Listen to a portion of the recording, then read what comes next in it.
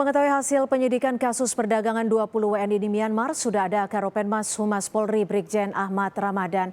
Pak Ramadan, apa sebenarnya peran dari kedua tersangka yang saat ini sudah ditangkap, Pak Ramadan?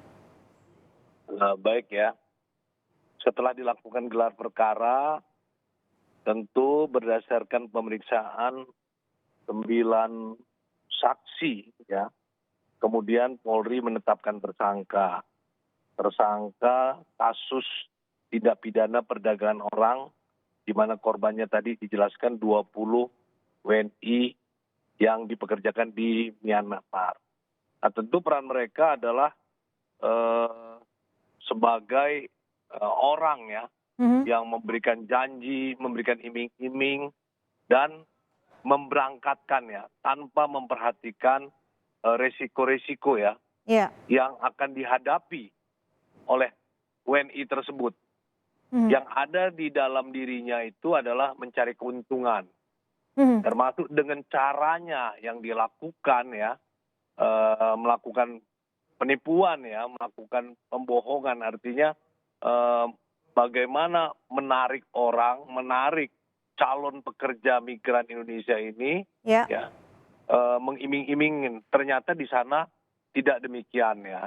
Ternyata apa yang dijanjikan tidak seperti itu. Sekali lagi, sudah terdeteksi belum Pak Ramadan untuk keuntungan yang diperoleh para tersangka ini? Ini dalam penelusuran dari penyidik ya.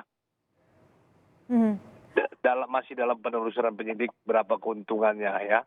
Ternyata dia di negara kita dia telah melakukan termasuk tindak pidana perdagangan orang dan juga dijerat dengan perlindungan pekerja migran Indonesia. Dan juga ternyata 20 WNI dan mungkin lebih banyak lagi yang dipekerjakan di sana juga diperjualbelikan oleh pelaku-pelaku yang sama, walaupun dari negara lain ya.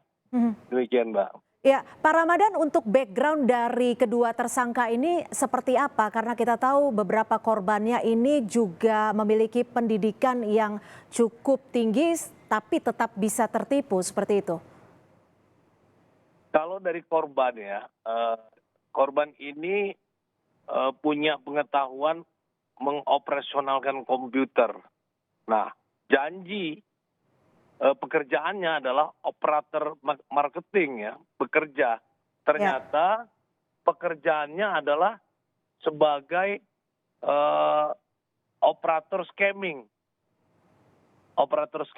ya, online, penipuan online gitu. Kalau dari tersangkanya seperti apa Pak Ramadan? Apakah ini memang yang dilakukan secara individual atau memang ada usahanya, ada CV-nya atau PT-nya? Ini yang lagi ditelusuri, yang jelas pekerjaannya mau ada atau tidak, tetapi tidak sesuai dengan prosedur dalam pengiriman pekerja migran Indonesia. Makanya penyidik menjerat dengan dua undang-undang. Yang pertama adalah Undang-Undang Tindak Pidana Perdagangan Orang, dan yang kedua adalah tindak pidana perlindungan pekerja migran Indonesia.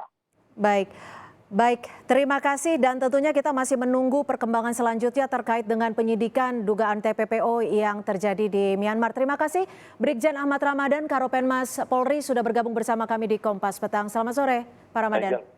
Ya, makasih.